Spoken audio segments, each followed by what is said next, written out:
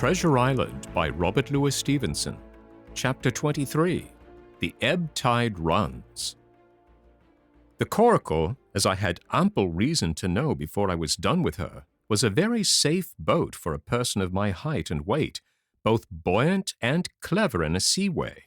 But she was the most cross-grained, lopsided craft to manage. Do as you pleased, she always made more leeway than anything else, and turning round and round was the maneuver she was best at. Even Ben Gunn himself has admitted that she was queer to handle till you knew her way. Certainly I did not know her way. She turned in every direction but the one I was bound to go. The most part of the time we were broadside on, and I am very sure I never should have made the ship at all, but for the tide. By good fortune, paddle as I pleased, the tide was still sweeping me down, and there lay the Hispaniola right in the fairway, hardly to be missed. First, she loomed before me like a blot of something, yet blacker than darkness. Then her spars and hull began to take shape, and the next moment, as it seemed, for the farther I went, the brisker grew the current of the ebb, I was alongside of her hawser, and had laid hold. The hawser was as taut as a bowstring, and the current so strong she pulled upon her anchor. All round the hull, in the blackness, the rippling current bubbled and chattered like a little mountain stream. One cut with my sea gully and the Hispaniola would go humming down the tide. So far, so good, but it next occurred to my recollection that a taut hawser, suddenly cut, is a thing as dangerous as a kicking horse.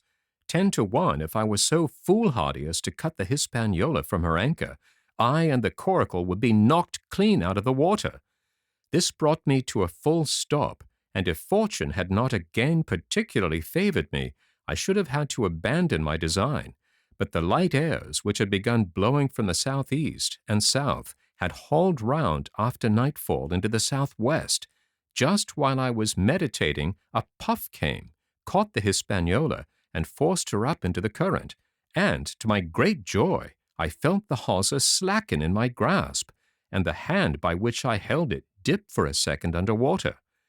With that I made my mind up, took out my gully, opened it with my teeth, and cut one strand after another, till the vessel swung only by 2. Then I lay quiet, waiting to sever these last when the strain should be once more lightened by a breath of wind.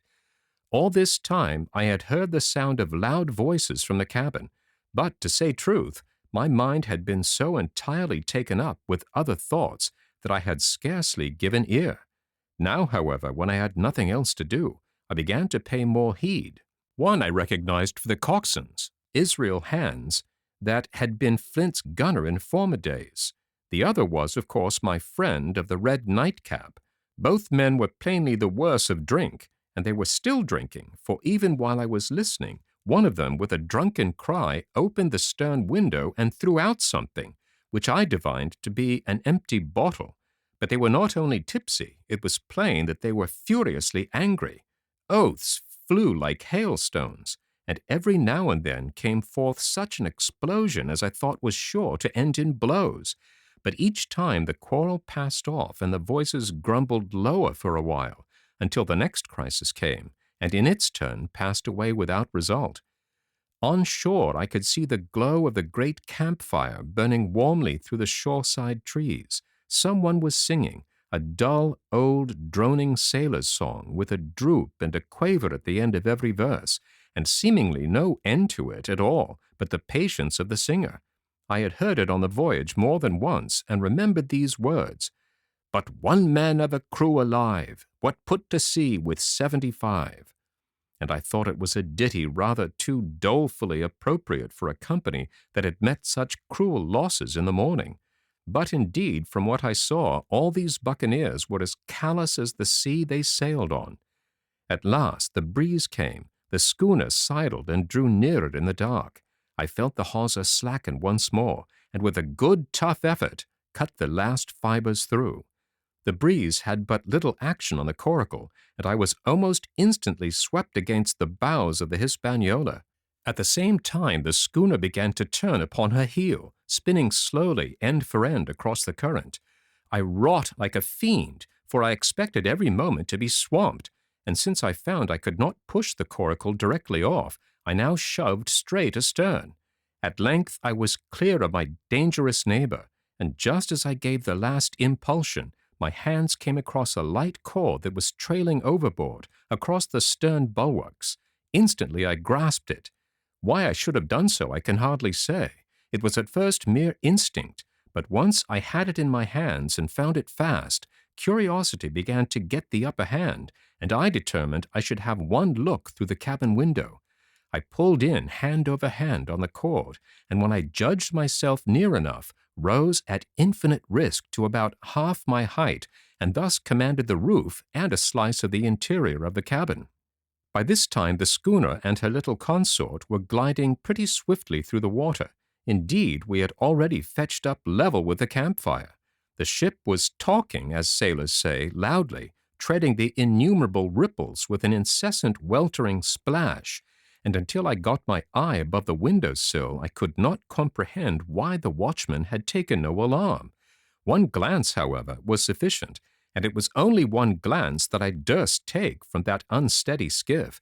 It showed me Hans and his companion locked together in deadly wrestle, each with a hand upon the other's throat. I dropped upon the thwart again, none too soon, for I was near overboard. I could see nothing for the moment but these two furious, encrimsoned faces swaying together under the smoky lamp, and I shut my eyes to let them grow once more familiar with the darkness. The endless ballad had come to an end at last, and the whole diminished company about the campfire had broken into the chorus I had heard so often. 15 men on the dead man's chest, yo-ho-ho, and a bottle of rum. Drink, and the devil had none for the rest. Yo-ho-ho, and a bottle of rum. I was just thinking how busy drink and the devil were at that very moment in the cabin of the Hispaniola, when I was surprised by a sudden lurch of the coracle. At the same moment she yawed sharply and seemed to change her course. The speed in the meantime had strangely increased. I opened my eyes at once. All round me were little ripples, combing over with a sharp, bristling sound, and slightly phosphorescent. The Hispaniola herself, a few yards in whose wake I was still being whirled along, seemed to stagger in her course, and I saw her spars toss a little against the blackness of the night.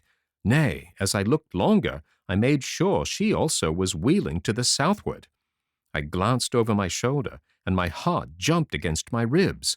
There, right behind me, was the glow of the campfire. The current had turned at right angles, sweeping round along with it the tall schooner and the little dancing coracle. Ever quickening, ever bubbling higher, ever muttering louder, it went spinning through the narrows for the open sea. Suddenly the schooner in front of me gave a violent yaw, turning perhaps through 20 degrees, and almost at the same moment one shout followed another from on board. I could hear feet pounding on the companion ladder, and I knew that the two drunkards had at last been interrupted in their quarrel and awakened to a sense of their disaster. I lay down flat in the bottom of that wretched skiff and devoutly recommended my spirit to its Maker. At the end of the straits, I made sure we must fall into some bar of raging breakers, where all my troubles would be ended speedily, and though I could perhaps bear to die, I could not bear to look upon my fate as it approached. So I must have lain for hours, continually beaten to and fro upon the billows, now and again wetted with flying sprays, and never ceasing to expect death at the next plunge. Gradually weariness grew upon me, a numbness, an occasional stupor fell upon my mind even in the midst of my terrors, until sleep at last supervened, and in my sea-tossed coracle I lay and dreamed of home and the old Admiral Benbow.